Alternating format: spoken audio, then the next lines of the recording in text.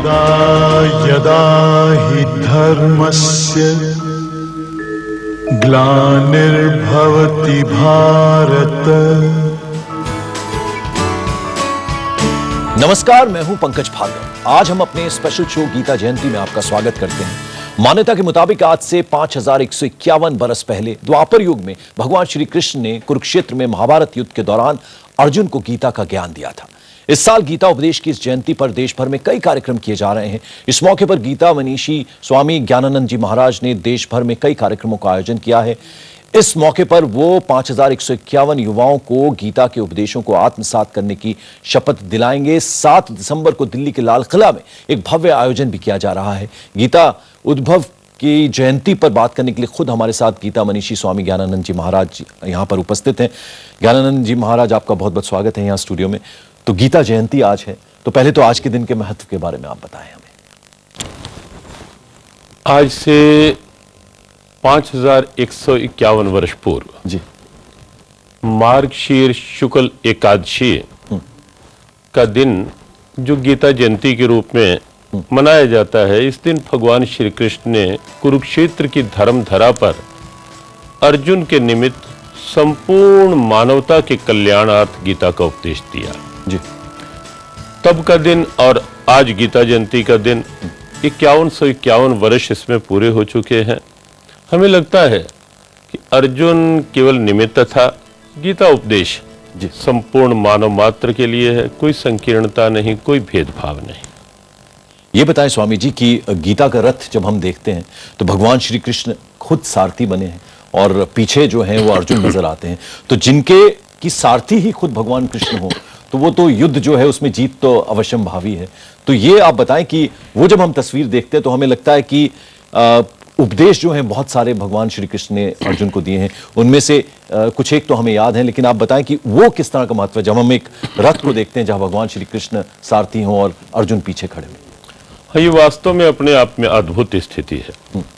अर्जुन ने भगवान श्री कृष्ण का चुनाव किया। जब एक और दुर्योधन था, एक और अर्जुन, भगवान कृष्ण ने कहा एक और मैं रहूंगा, एक और मेरी सेना। दुर्योधन ने सेना मांग ली, अर्जुन ने कहा मेरे पास आप रहें, मैं आपको चाहता हूं।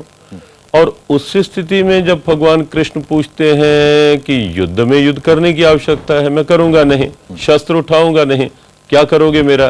तो अर्जुन ने कहा मैं आपको अपने रथ का सारथी बनाऊंगा, लगाम आपके हाथ में दूंगा, और केवल लगाम नहीं, भविष्य की स्थितियां आपके हाथों में छोड़ दूंगा कि युद्ध में विजय पराजय की निर्णायक स्थिति वो आपके हाथ में रहेगी। तो वो एक अपने आप में एक दिव्यता थी। और अर्जुन के सारथी भगवान बने उस स्थिति में। तो पूरा गीता जो एक ग्रंथ के रूप में सामने आया हम सबके, तो वो कैसे कैसे वो पूरी स्थितियां बनती गईं। भगवान श्री कृष्ण सारथी बने थे, युद्ध हो रहा था कौरवों के साथ, तो वो फिर एक ग्रंथ के रूप में सामने आया। कैसे कैसे वो उपदेश जो हैं वो भगवान श्री कृष्ण देते गए। जैसे ही रथ युद्ध भूमि में प्रवेश हुआ जी, अर्जुन ने कहा कि कृष्ण मेरे रथ को दोनों सेनाओं के मध्य ले चलो। अब भगवान श्री कृष्ण चाहते दुर्योधन के सामने ले जाते, दुशासन के सामने ले जाते, युद्ध उसी समय प्रारंभ हो जाता। लेकिन रथ को लेकर के भीष्म द्रोण प्रमुखतः गीता में आता है, भीष्म और द्रोण के सामने। तो अर्जुन के मन में उन्हें देखते ही उनके उपकारों का स्मरण स्वाभाविक था कि बाल्यावस्था में आचार्य द्रोण ने मुझे विश्व का सर्वश्रेष्ठ धनुर्धर बनाया, पितामह ने अपने गोद में पालित किया, स्नेह दिया। तो उपकारों का स्मरण अर्जुन के भीतर के मोह को जागृत कर गया। मोह की जागृति शोक का कारण बने। अर्जुन ने निश्चित कर लिया युद्ध नहीं करूंगा। यद्यपि युद्ध उस समय की आवश्यकता थी, अर्जुन केवल आसक्तिवश अपने कर्तव्य से विमुख हो बैठा, जिस कारण से भगवान श्री कृष्ण को अवसर मिला अर्जुन को गीता उपदेश देने का। 5151 साल हो गए हैं स्वामी जी, इतने बरस हो गए हैं। आज गीता जयंती है, तो आज के दिन को किस तरह से महत्व है आज के दिन का, वो अगर आप हमें बता पाए तो। 5151 वर्ष प्राचीन है गीता, लेकिन फिर भी नवीन है गीता। आज की परिस्थितियों में पूर्ण प्रासंगिक है गीता।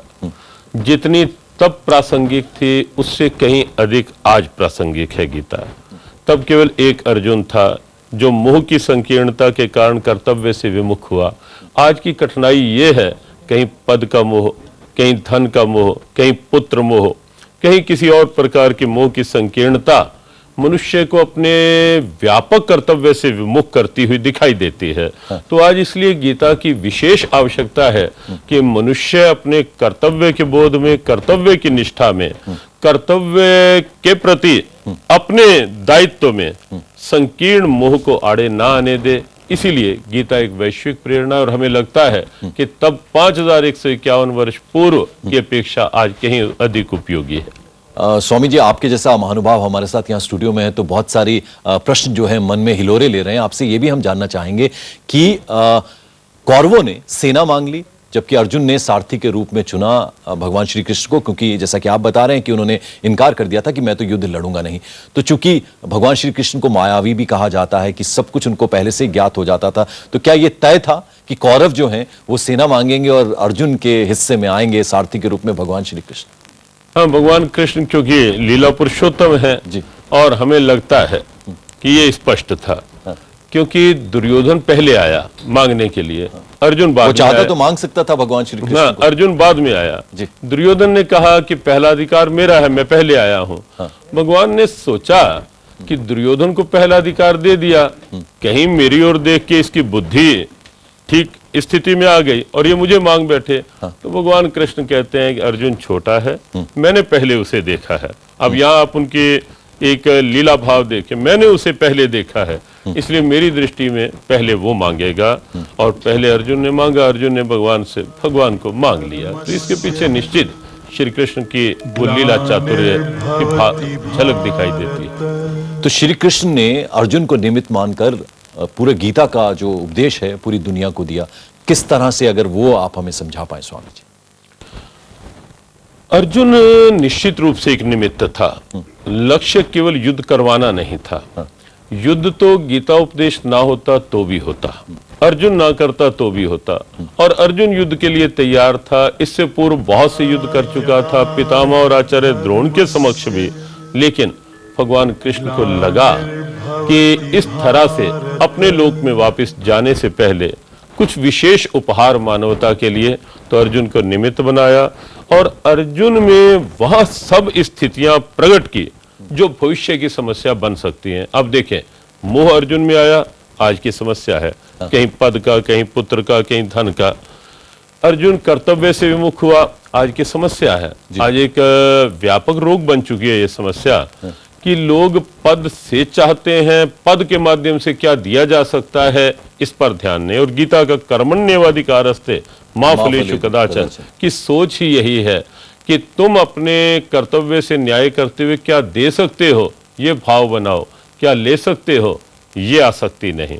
तो ऐसी ढेरों प्रेरणाएं, तनाव आज की एक व्यापक समस्या दिखाई दे रही है। बाहर का विकास है, बाहर बहुत वैभव है, लेकिन एक कठिनाई जो है वो ये है कि मनुष्य कहीं ना कहीं अंदर से तनाव में, ऊहापोह, यही स्वामी जी मैं आपसे जानना चाह रहा हूं कि आज की जो भागती दौड़ती जिंदगी है, एक दूसरे के लिए वक्त नहीं है। आपने बताया 5151 बरस पहले जो है गीता का उपदेश भगवान श्री कृष्ण ने सारथी बनकर अर्जुन को दिया था, आज भी प्रासंगिक है गीता। कैसे? भौतिकवाद की दौड़ इतनी बढ़ चुकी है कि मनुष्य अपने जीवन मूल्यों को भूल रहा है, जीवन आदर्शों को भूल रहा है, जीवन के लक्ष्य को भूल रहा है, और तो और जीवन के तत्व और महत्व को भूल रहा है कि जीवन है क्या। केवल एक पक्षीय जीवन चल रहा है, शरीर और शरीर से संबद्ध जो भोग सुविधाएं, सुख सुविधाएं, वहीं तक जीवन सिमटता चला जा रहा है। जबकि जीवन का जो सर्वांगीण रूप है गीता के अनुसार, अंदर देखें विचार, उससे आगे देखें बुद्धि, निर्णय, और उससे भी आगे देखें जो जीवन की संचालिका शक्ति है वो ईश्वरीय चेतना। गीता कहती है कि जब तक आप अपनी विचार शक्ति को नहीं उठाओगे, देखिए एक पक्ष है, अब शारीरिक दृष्टि से भी देखेंगे, शरीर में यदि रेजिस्टेंस पावर नहीं होगी तो सर्द हवाएं और गर्म हवाएं बीमारियों से नहीं लड़ पाएंगे, दोनों बीमारियों से नहीं लड़ पाएंगे और असर करेंगे। ऐसे मन की रेजिस्टेंस पावर में नहीं होगी तो क्या है, मन बहुत शीघ्र छोटी छोटी बात से तनाव में आएगा, नेगेटिव को बहुत जल्दी पकड़ेगा, पॉजिटिव की ओर ध्यान नहीं देगा, तो वो उसके तनाव का कारण बनते जाएंगे। वर्तमान में नहीं रहेगा, भविष्य की चिंताओं में जीना प्रारंभ करेगा, जो है उसका उपयोग नहीं करेगा, जो नहीं है उसकी चिंता करता हुआ दिखाई देगा। तो गीता इन सब समस्याओं का समाधान है कि जो है उसमें संतुष्ट रहना सीखो, आगे के लिए प्रयास करो, कर्म करो जो तुम्हारे हाथ में है, आगे की चिंता नहीं करो। गीता ये कहती है अपने मनोबल को जगा के दृढ़ बना करके जियो। गीता ये कहती है कि अपनी बौद्धिक क्षमताओं का सम्मान करो और उस ईश्वरीय चेतना को आधार बनाकर, जब गीता में आता है मां मनुस्मर, मेरा स्मरण और जीवन के व्यवहार, वो स्मरण केवल औपचारिकता नहीं, ईश्वरीय चेतना को ध्यान में रखना, ऊर्जावान स्वयं को बनाना, मनोबल बढ़ाना। तो जब मनोबल बड़ा होगा, सकारात्मक सोच होगी, बौद्धिक जागरूकता होगी, तो मनुष्य तनावग्रस्त नहीं होगा, कर्तव्यनिष्ठ होगा। कहते ये भी है कि गीता के पठन पाठन से जीवन में श्रेष्ठता आती है, कैसे? हाँ, गीता में स्वाभाविक ही आप देखेंगे कि कहीं देवी संपदा है, कहीं आसुरी संपदा की बात है कि जीवन में यदि ऐसी ऐसी स्थितियां होंगी तो मनुष्य शरीर में ही मनुष्य असुर तुल्य होने लगेगा। आसुरी वृत्तियां, कहीं क्रोध, कहीं अज्ञान, कहीं दुख, कहीं काम, कहीं क्रोध। गीता ने कहा कि 3 नरक के द्वार हैं, त्रिविधम नरकस्येदम द्वारम नाशनम आत्मना कामा क्रोधस तथा लोभस। तो इसको आप देखें आज जीवन में भी और विराट रूप में भी। अमर्यादित काम आज की एक समस्या है दुराचार के रूप में। अमर्यादित क्रोध, आवेश, ईगो आज समस्या है आतंक के रूप में। अमर्यादित लोभ आज एक समस्या है भ्रष्टाचार के रूप में। तो जब ये आएगा तो मनुष्य अपनी मानवता से गिरेगा। और दूसरी ओर गीता ने कहा अभ्यम सत्व संशुद्धि, अपने भीतर सात्विकता लाएं, शुद्धता लाएं, फल इच्छा का ध्यान नहीं, कर्तव्य का ध्यान रखें, ईश्वरीय चेतना को रखें। तो जब ऐसे लक्षण आएंगे, शम होगा, दम होगा, तो मनुष्य की दैवी संपदा जागेगी, श्रेष्ठता उसमें प्रकट होगी और मनुष्य इंसानियत के साथ देवत्व को प्राप्त होगा। तो चलिए, गीता क्या केवल ग्रंथ है और गीता आज के जीवन में कितनी प्रासंगिक है, ये जानेंगे। हमारे साथ गीता मनीषी स्वामी ज्ञानानंद जी महाराज यहाँ पर स्टूडियो में उपस्थित हैं। कुछ पलों के लिए रुक रहे हैं, फौरन वापस उपस्थित होते हैं। यदा यदा हि धर्मस्य ग्लानिर्भवति भारत। खत्म हो जाएगा पंचक, शुरू हो जाएगी शुभ घड़ी। मोक्षदा एकादशी पर बन रहा है अमृत योग।